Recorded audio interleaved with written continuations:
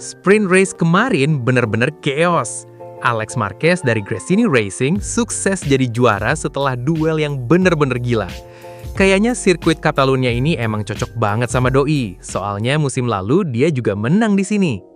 Sayangnya, pas lampu start mati, balapan langsung memakan korban. Joan Mir sama Brad Binder terlibat kecelakaan dan langsung crash di awal lap.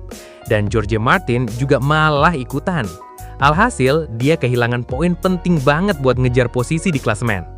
Kira-kira buat balapan utama nanti malam, menurutmu Alex Marquez bisa back-to-back menang lagi? Atau malah para penunggang Aprilia kayak Bezzecchi yang bakal ngamuk di depan publik Katalan? Gimana nih menurut kalian?